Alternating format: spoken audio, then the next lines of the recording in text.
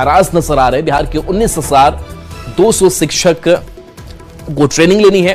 के पाठक के निर्देश पर शेड्यूल जारी किया गया। 25 से 30 मार्च तक शिक्षकों को ट्रेनिंग लेनी है और इसी का विरोध किया जा रहा है कि जब जब पर्व त्योहार के मौके आते हैं आप हमें प्रशिक्षण में लगा देते हैं।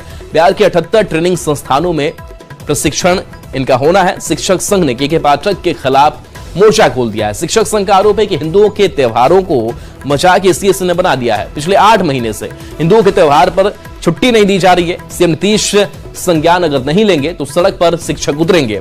26 और 27 को अवकाश तालिका के मुताबिक अवकाश इन्हें मिलना है।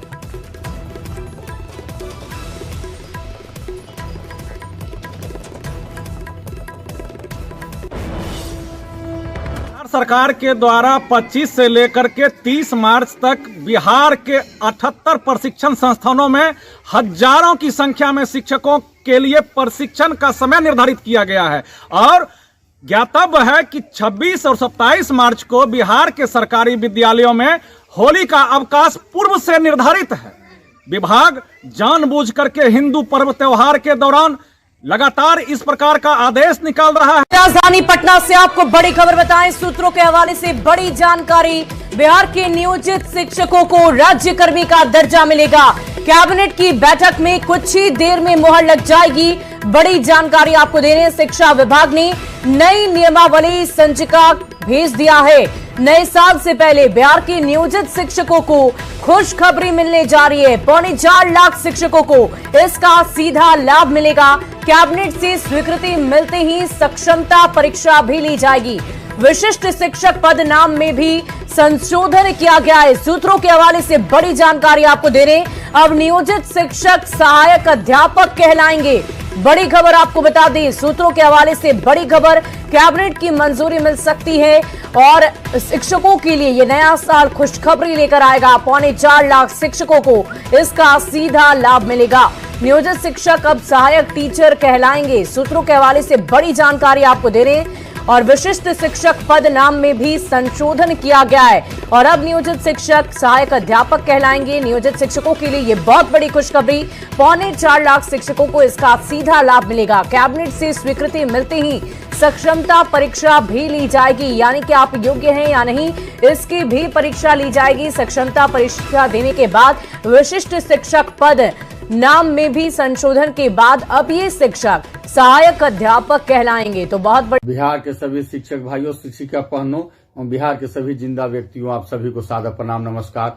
सबसे पहले आज से ठीक 50 वर्ष पहले 18 मार्च 1974 को जेपी आंदोलन की शुरुआत में पटना में छात्रों पर बर्बर लाठीचार्ज के दौरान जो शहीद हुए 7 छात्र, उन 7 के प्रति मैं सादर नमन करता हूं।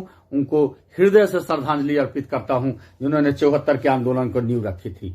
साथियों, आज का दिन ऐतिहासिक दिन है जब 18 मार्च 1974 को पटना में बर्बर गोली चली थी, लाठी चली थी और हमारे 7 भाई शहीद हो गए थे।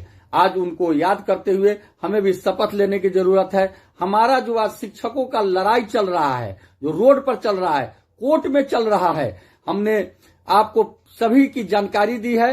हाई कोर्ट में हमारा सुनवाई पूरा हो गया है। उस समय हमने पटना हाई कोर्ट के महान अधिवक्ता सहित सुप्रीम कोर्ट के महान विद्वान अधिवक्ता श्री नायडू साहब को लाए थे। उन्होंने अपनी बहस पूरी की, बिल्कुल फैक्ट पर बहस की और अब फैसला सुरक्षित रह गया है। हमें पूरा विश्वास है कि फैसला हमारे पक्ष में आएगा। हमें वेतन निरंतरता का लाभ मिलेगा, हमें राजकर्मी का दर्जा मिलेगा, हमें अन्य जो सुविधाएं हैं वो मिलेगा, ऐसी पूरा विश्वास है। लेकिन अब तमाम साथियों को एक बात कहना चाहता हूं कि आज बिहार के राजनीति में सत्ता पक्ष या विपक्ष जितने भी नेता हैं, चाहे वो लालू जी हो, नीतीश जी हो, सुशील मोदी जी हो, वशिष्ठ नारायण जी हो, शिवानंद तिवारी जी हो, सभी 74 के उपजे हुए नेता हैं। और आज बड़े ही क्या कहे, शर्म से कहना पड़ रहा है कि उस समय के बड़े समाजवादी नेता ने आज बेखौफ कहा है कि बिहार में अभी कोई समाजवादी नेता नहीं है। यानी समाजवाद से उपजे हुए नेता समाजवाद को खत्म कर दिए। अब जरूरी हम शिक्षकों के कंधे पर है कि हमें समाजवाद को आगे बढ़ाना है, स्थापित करना है और इसके लिए जरूरी है कि संपूर्ण शिक्षा हम दे बच्चे को, बच्चे का चतुर्दिक विकास करे, तभी ये संभव है। इसलिए अब तमाम साथियों से आग्रह है कि आप कमर कस के तैयार रहे कि हम लड़ाई भी लड़ेंगे और हम बच्चे का पढ़ाई भी करेंगे, उनका चतुर्दिक विकास करेंगे, क्योंकि हमें पूरा विश्वास है कि हाई कोर्ट अगर लागू भी हमें कर देती है तो ये सरकार हमें हूबहू इतनी जल्दी लागू नहीं करेगी। हमें सरकार से पुनः लड़ना होगा। इसके लिए आपको आगे आना होगा। बिहार शिक्षक एकता मंच के तमाम साथियों से भी मैं आग्रह करता हूं कि आप अपनी एकता को बनाए रखें और पारदर्शिता बनाए रखें।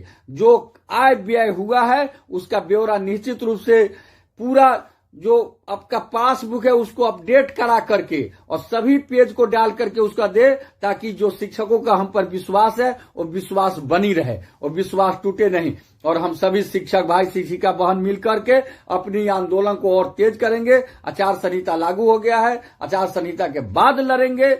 हमारा जो लड़ाई है वो जारी रहेगा। अभी हम लोग संगठन को मजबूत करने में लगेंगे और बहुत जल्द हम लोग अपनी सारी मांगों को लेकर रहेंगे। एक बार पुनः परम पूज्य जेपी को याद करते हुए आज 18 मार्च 1974 के सभी आंदोलनकारियों को, सभी शहीद भाइयों को सादर प्रणाम, नमस्कार। और एक बार पुनः इंकलाब जिंदाबाद, शिक्षक एकता जिंदाबाद। आप जैसे पहले विश्वास किए हैं हम पर, वैसे ही आगे भी अपना विश्वास बनाए रखिए, अपना आशीर्वाद बनाए रखिए। निश्चित रूप से आपके आशीर्वाद से हमें सफलता मिलेगी। आपका केशव कुमार, प्रदेश अध्यक्ष शिक्षक संघ बिहार, सह मीडिया प्रभारी, बिहार शिक्षक एकता मंच।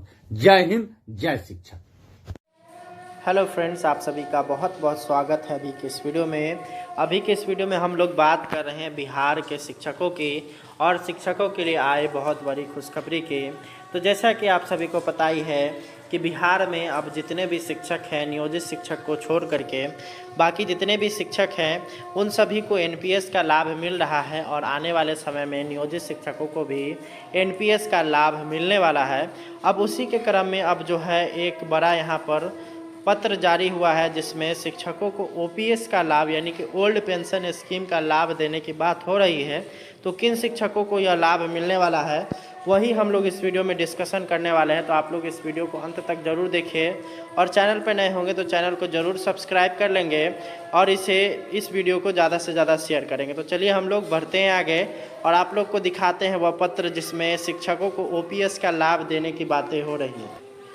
जैसा कि आप सभी को पता ही है कि बिहार में कई तरह के शिक्षक हैं, जिसमें से सबसे पहले अगर बात करिएगा तो पहले जो शिक्षक हैं जिनका बेसिक पे 9300 से स्टार्ट है, तो उनका अगर बात करिएगा तो वो मूल शिक्षक हो गए। उनके बाद 34,540 वाले शिक्षक हो गए। उसके बाद नियोजित शिक्षक हो गए। उसके बाद आप लोग के बीपीएससी वाले शिक्षक होंगे और आने वाले समय में विशिष्ट शिक्षक होंगे।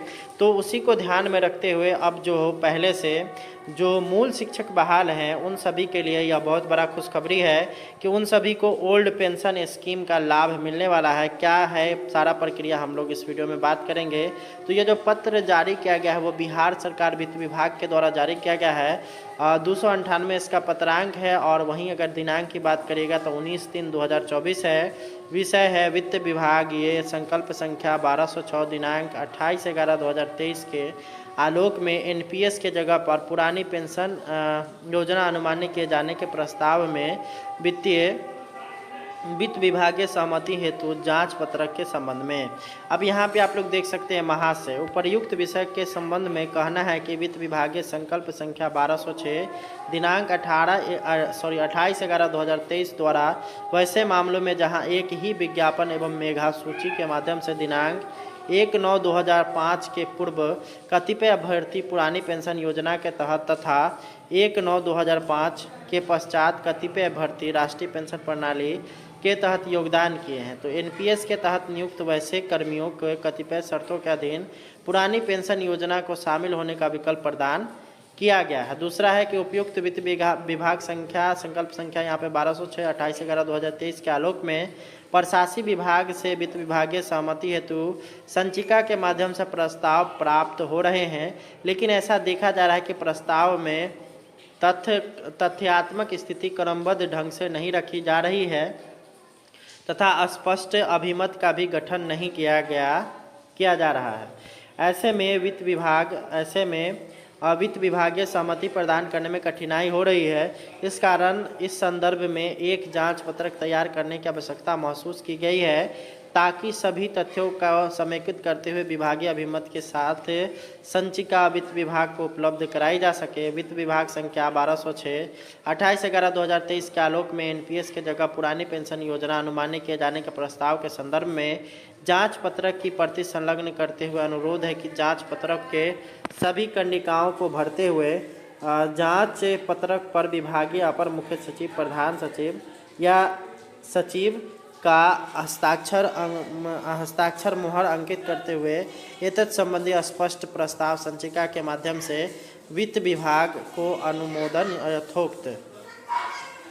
तो यहाँ पे आप लोग देख सकते हैं दीपक आनंद का यहाँ पर आप लोग का हस्ताक्षर है और ये प्रपत्र है। अगर किन्हीं को भी यह प्रपत्र चाहिए तो आप लोग डिस्क्रिप्शन बॉक्स में मेरा व्हाट्सएप नंबर दिया गया है, उस पर आप लोग संपर्क कर करके वहाँ से प्राप्त कर सकते हैं। तो कुल मिलाकर के जो पुराने शिक्षक हैं उन सभी के लिए एक अच्छा न्यूज़ निकल करके आया है।